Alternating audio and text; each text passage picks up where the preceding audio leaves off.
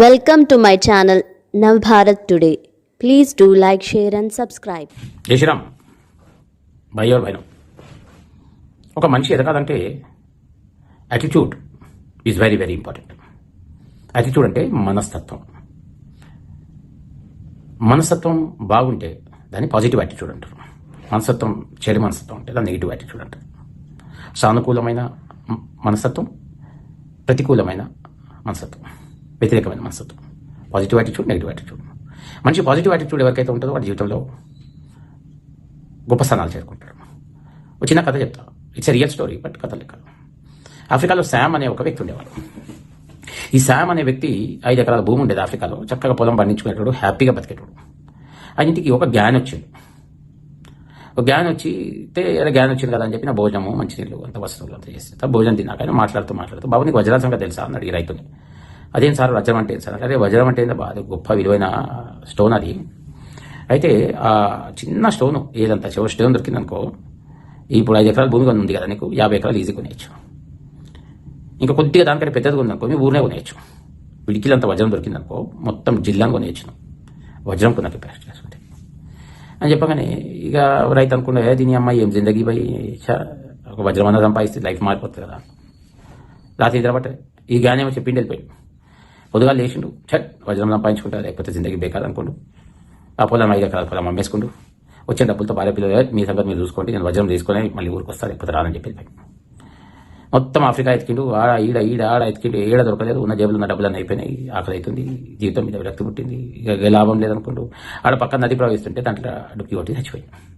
ఆత్మహత్య చేసుకొని చచ్చిపోయింది. తర్వాత కొన్ని రోజులకు పోయిన జ్ఞాన్ ఎవరైతున్నాడో ఆయన మళ్ళీ ఆ ఊరికి వచ్చిండు. ఆ ఇంటికి వచ్చిండు. ఆ ఇంటికి వచ్చి ఏం శామ్ వచ్చిందా, మొత్తానికి వజ్రం తీసుకొని వచ్చింది కదా అన్నాడు. అంటే ఆ ఇంట్లో అయితే కొత్తగా పొలం కొన్న ఆయన వచ్చి ఏం స్వామి ఏం సంగతి అంటే, ఏం లేదు వజ్రం చేసేది శామ్ వజ్రం చేసినట్టు. శామ్ ఎక్కడ స్వామి అమ్మేసింది కదా నాకు, నేను ఇప్పుడు పొలం పండించుకుంటా హ్యాపీగా ఉన్నా. అలా రాయి కనిపిస్తుంది కానీ ఆ గుట్ల అది వజ్రం, అది మెరుస్తున్నది, అది ఇంకా ఇట్లా మినుకు మంది మెరుస్తున్నది, సప్త వర్ణాల్లో మెరుస్తున్నది, అది ఖచ్చితంగా వజ్రం అంటాడు. ఏం మారుతుంది స్వామి అంటాడు. అవునయ్యా నేను వజ్రాలంటే ఈజీ గుర్తుపడతాను, వజ్రాల శాస్త్రంలో నాకు జ్ఞానం ఉన్నది, అది ఖచ్చితంగా వజ్రం. అరే మా వాగుకాడ, మా పొలం మీద నుంచి ప్రవహించే వాగుకాడ ఇటువంటి రాళ్ళు ఎన్నో ఉన్నాయి అంటాడు. అదే గట్లా నా చూద్దాం పద అంటాడు. నిజంగానే ఆడాడెత్తితే మంచి మంచి రాళ్ళు దొరికినాయి, వజ్రాలు, కాస్ట్లీ స్టోన్స్ దొరికినాయి.